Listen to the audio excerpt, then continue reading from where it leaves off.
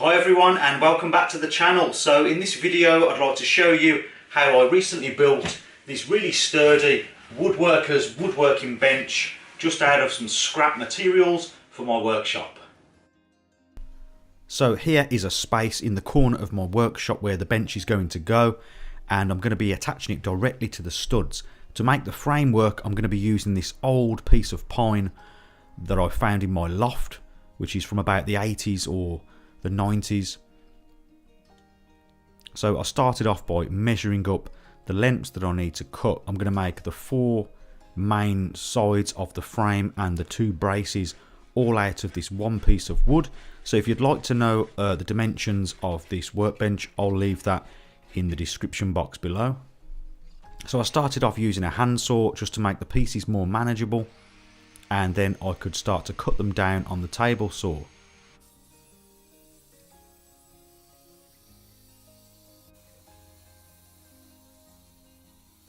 I wanted to use up this long piece of pine. It was about 3 meters long, a nice dense heavy piece, nice and slow grown, so it should be great for a frame. Then I just neatened up the edges, and you can see there's a little bit of cement on there. I just neatened up the edges. I will be changing this blade because it's worn out, so I'm not too bothered about the blade. So that gave me the 4 pieces that I need for the framework.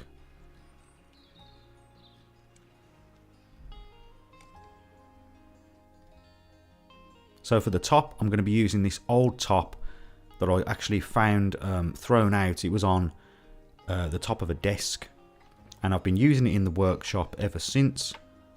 So I wanted to cut off this sort of profile along the edge. I want to square it up. So I've just got a straight edge there, and I'm using my mini circular saw just to cut off that edge.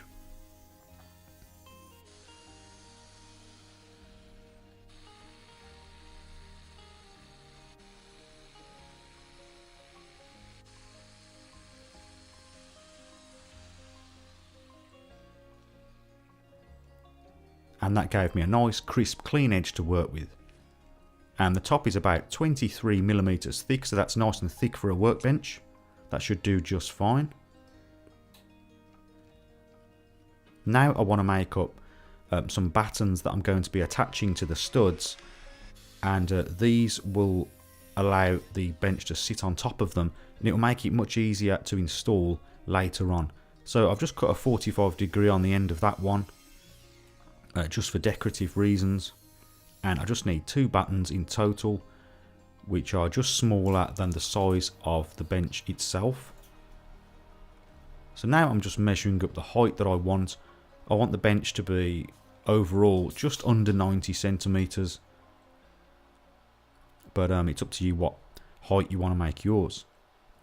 So I'm marking out now some areas along the studs, and I just need to get 1 screw in, so I'm going to pilot a hole and add a screw, and then I can level it up.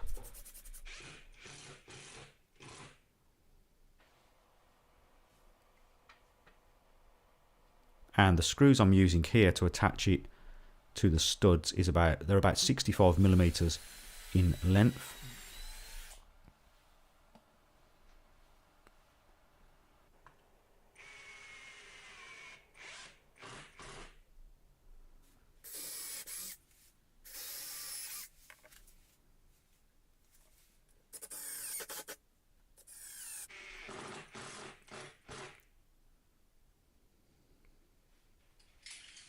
And then I could measure up for the back end. So having a bench this way, which is supported by the studs, actually saves a lot of space underneath the bench, and I'm going to use that space for some storage.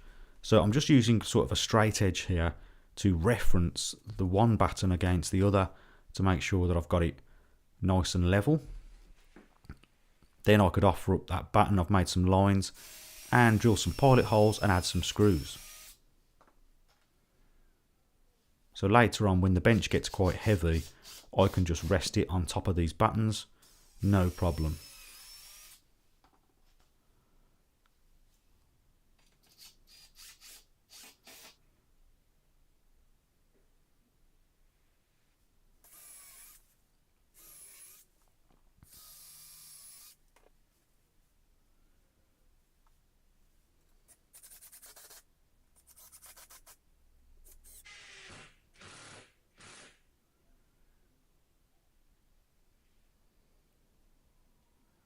So that's the battens done. So now let's get back to the bench itself. Now I need to add the frame to the top. So I'm measuring up these long lengths and marking them up with a speed square to cut on the miter saw.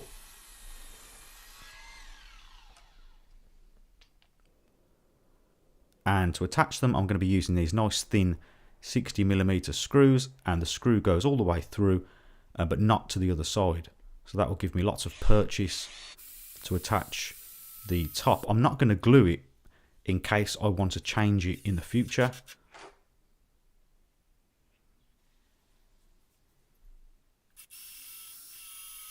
Again, piloting holes and driving in the screws with the impact driver. I added the screws at equal intervals to each other across the length, and I sunk the heads just below the surface of the wood. I then did the same on the other side.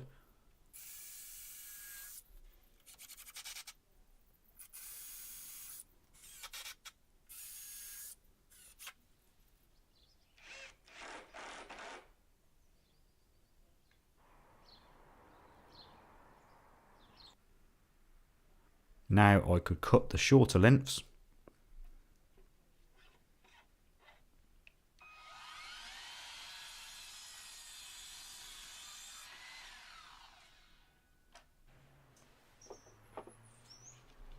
Making sure that they're a nice snug fit, and I cut another 2 lengths for 2 braces, and that gave me just enough wood to make the frame. Now I can just use a mallet to knock them into position and drive in some more screws.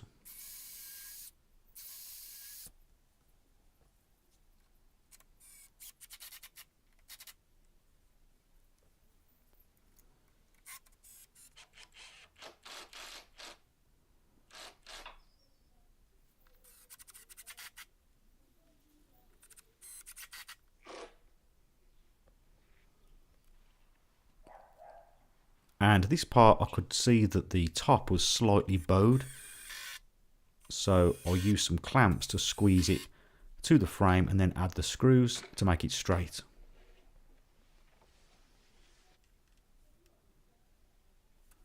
Now I equally spaced out the supports across the top.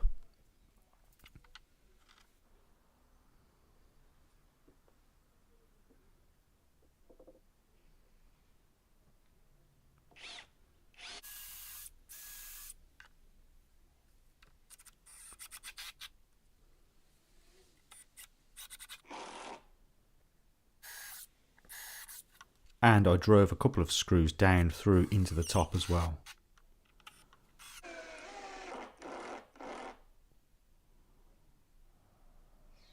So that was the main framework complete. Now I want to move on to adding some more wood, and this is so that I can attach a vise later on, and it will give extra support and minimize vibration. So the one leg that I am going to be adding in the outer corner, I'm just using that now as a guide, because I'm going to add these lengths of wood which are the same thickness as the frame, and I'm going to glue them all together to make a nice solid piece. But I'm going to add them around the leg, and that will act as a kind of little mortise for the leg to go in, and I can just use clamps to glue and screw each piece together. Now I'm only adding glue to the kind of top half of the wood because I don't want it to stick to the top of the bench in case I want to remove it later on.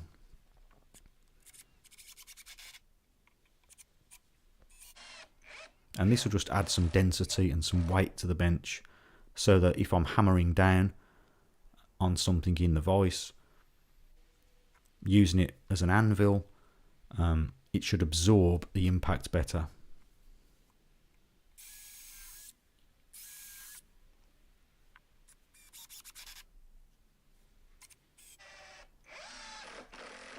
And now it will be nice and easy to add the leg later on, because it already has its own little slot.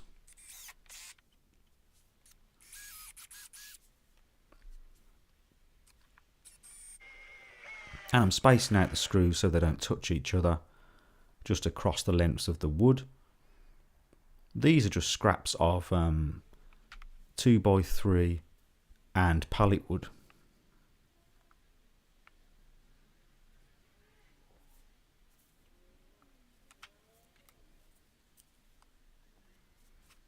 And that wood will span the width of the vise, and when I bolt it down, it will go all the way through that wood, giving me about 7 centimeters to attach the vise to. I'm just locking in the last piece now with a couple of screws.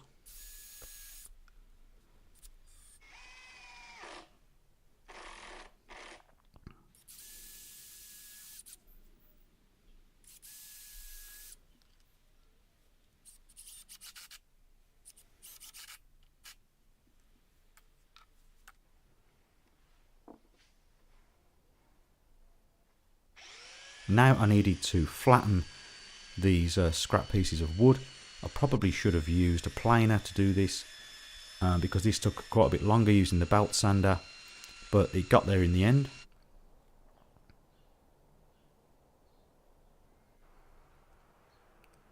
Now I want to add a round over to the top of the bench using the palm router. I'm just marking up an area here where the vise will eventually go. So I want to keep that part square, so I'm not going to round over that part.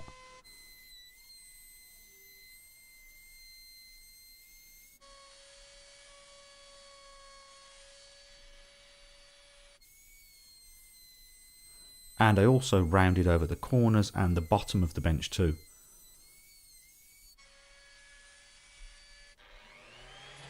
Now time to sand it all down.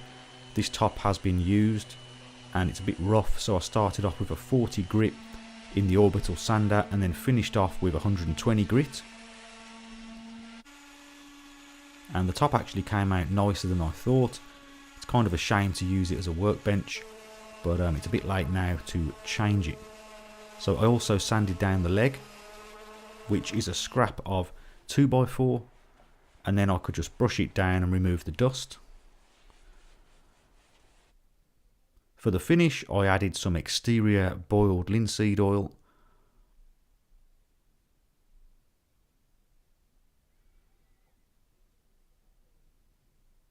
I'd prefer to use something like yacht varnish, but that would take quite a bit longer to cure.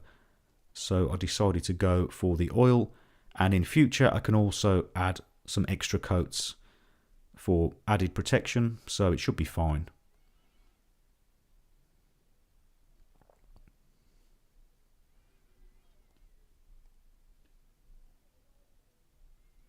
Once it was dry, I could remove the excess with a cloth.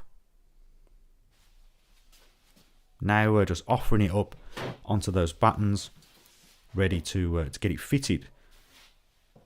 And you can see how easy it is with the battens, and I can just add the leg into the hole and then just start leveling everything up. So with the leg in place, I just need to cut down a couple of millimeters. I think it's nearly level, not far off now, so I'll just cut down a few millimeters off the leg on the miter saw.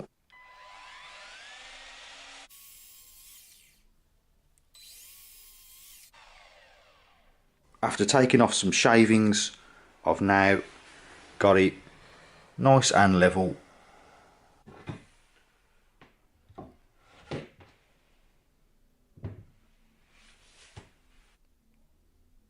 So to attach the workbench to the frame, I've got this heavy duty bracket and then some smaller brackets, and the heavy duty one is going to go in the area where the vise is going to go, just to give a bit of extra support. And I'm using some really thick screws here with thick threads to give me a nice solid connection. Then I can add a series of other brackets to make it nice and secure.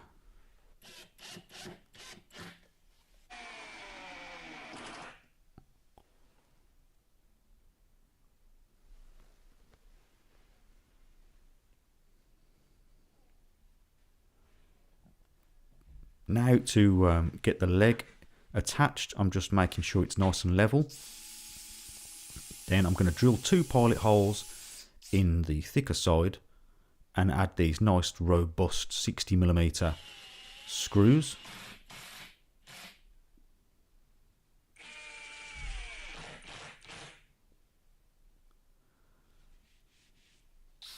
Then I added 1 more at the front.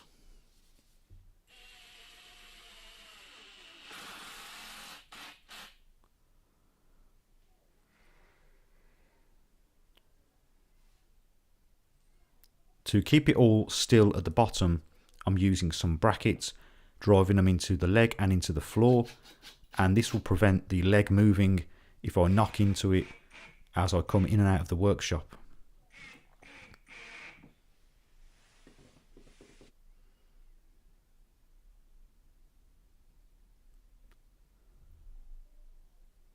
So to finish it, I want to add some trim, and I have this wood that came when I bought a cooker. It's a Beko cooker from Turkey, so that is why it has those markings on it. I just needed to mark up some areas to cut it, and I want to keep all of the branding because I think it looks interesting.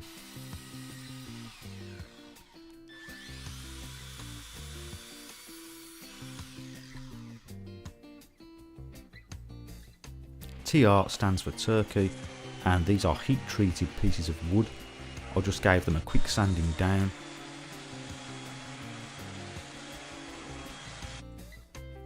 And I used some teak oil to finish it off, because at this point I'd ran out of boiled linseed oil. And I think this might be a spruce wood because it doesn't take the oil very well and it stays quite light in colour.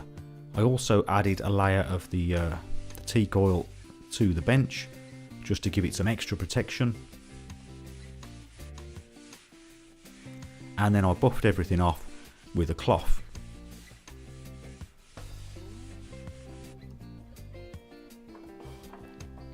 I then just needed to add the trim, and this trim will prevent screws and nuts and things falling off the back, and I'm going to use these 1-inch screws to connect it.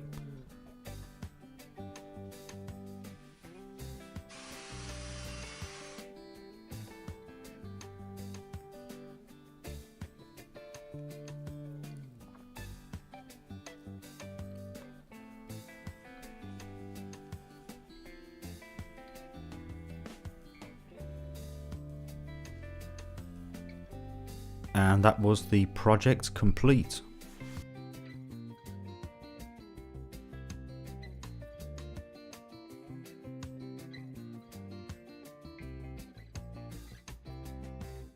Right then, let's make sure that the bench is nice and strong. I weigh about 85 kilograms, so I'm going to have a sit on it and see if it's all good.